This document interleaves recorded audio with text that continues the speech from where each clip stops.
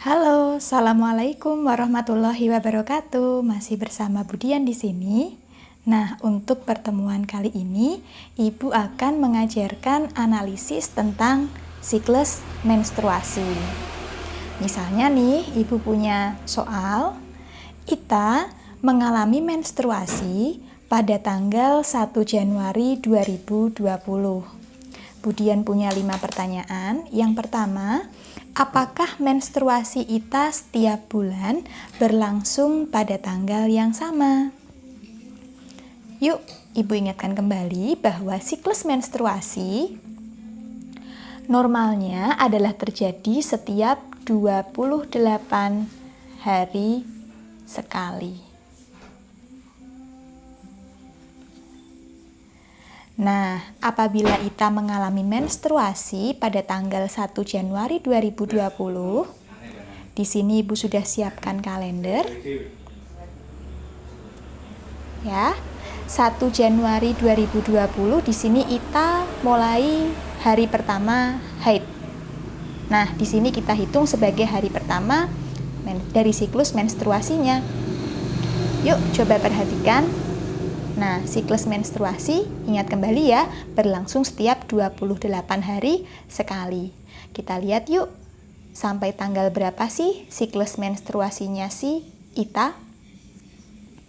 1, 2, 3, 4, 5, 6, 7, 8, 9, 10, 11, 12, 13, 14, 15, 16, 17, 18, 19, 20, 21, 22, 23, 24, 25, 26, 27, 28. Maka di tanggal 28 ini adalah akhir dari satu siklus menstruasinya Ita. Maka menstruasi selanjutnya akan terjadi pada tanggal 29 Januari. Nah, kalian bisa lihat, hari pertama menstruasinya adalah tanggal 1 Januari.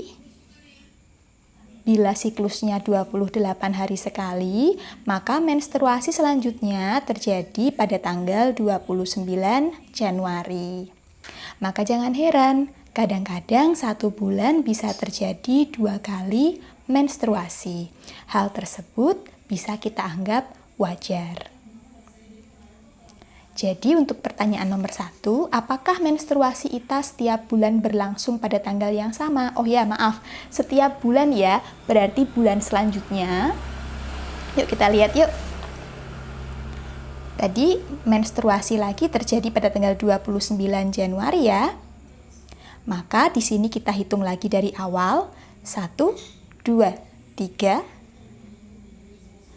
4, 5, 6, 7, 8, 9, 10, 11, 12, 13, 14, 15, 16, 17, 18, 19, 20, 21, 22, 23, 24, 25, 26, 27, 28.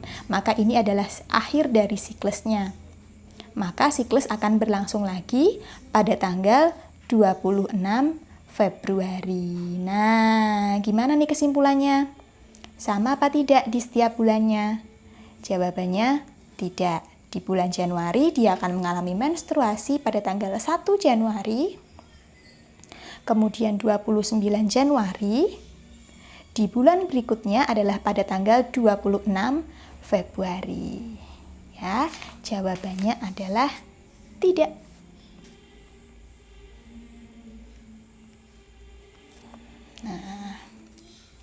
Pertanyaan berikutnya, coba perkirakan tanggal berakhirnya menstruasi Ita. Ya, menstruasi. Di sini terjadi kira-kira pada hari ke 1 sampai ke 5. Maka kita hitung dari hari pertama menstruasi, yaitu tanggal 1 Januari. 5 hari selanjutnya adalah 1, 2, 3, 4, 5.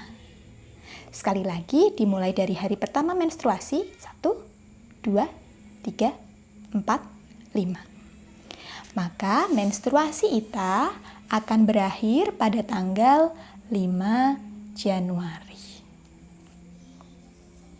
Seperti ini ya. Oke, pertanyaan yang ketiga, coba perkirakan masa subur Ita. Nah, untuk menghitung masa subur,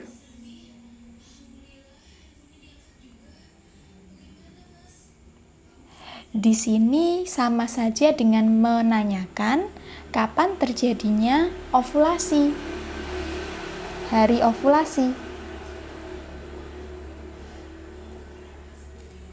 Seperti itu.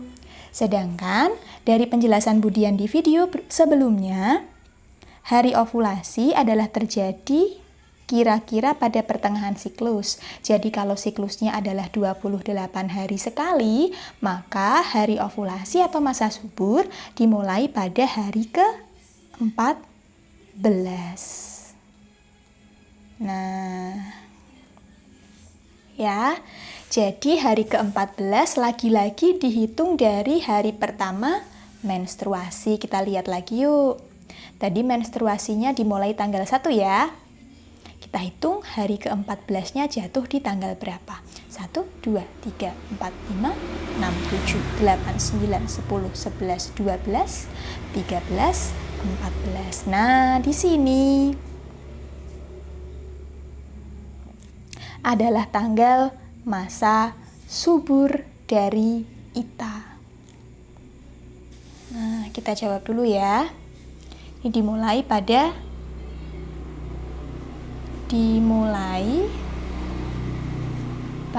tanggal 14 Januari.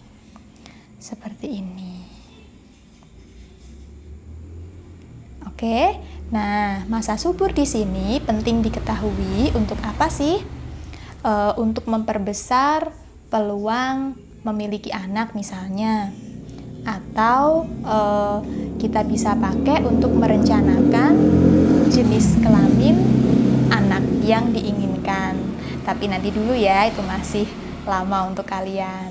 Nah, yang keempat, apabila terjadi senggama pada tanggal 9 Januari 2020, maka kemungkinan apa yang terjadi? Awas ya, senggamanya di sini atau persetubuhannya terjadi pada tanggal 9 Januari. Yuk kita lihat 9 Januari. Di sini ya, 9 Januari. Nah, apabila persetubuhan terjadi pada tanggal 9 Januari, sedangkan masa subur Ita sendiri baru dimulai pada tanggal 14 Januari nih. Atau dengan kata lain, ovulasi baru terjadi pada tanggal 14. Berarti sebelum tanggal ini, ya tanggal 13, 12, 11, 10, termasuk tanggal 9 ini, belum ada sel telur yang diovulasikan. Sehingga meskipun ada persetubuhan atau persenggamaan, maka yang terjadi adalah Ita tidak akan hamil.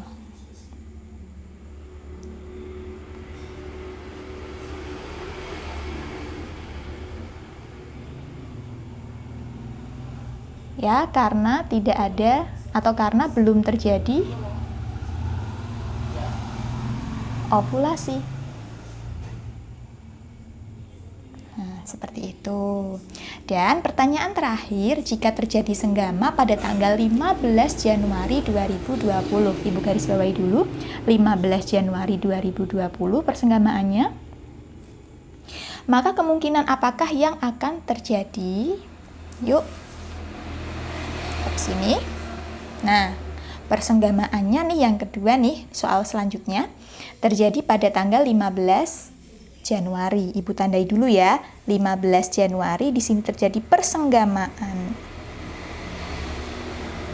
Nah, maka apa yang akan terjadi?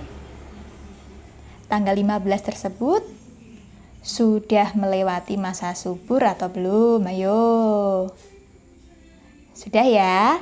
Karena ovulasinya terjadi pada tanggal 14 Januari. Maka di tanggal 15 sudah ada sel telur yang dilepaskan. dan sudah terjadi penebalan dinding endometrium yang maksimal juga. Untuk apa?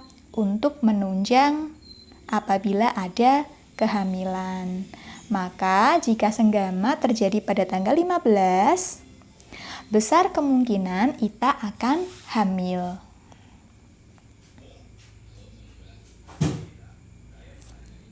Ibu jawab di sini ya. Ita akan hamil. Alasannya apa? Karena pada tanggal tersebut sudah terjadi peristiwa ovulasi. Atau pada tanggal ini ya, sudah masuk masa subur. Demikian.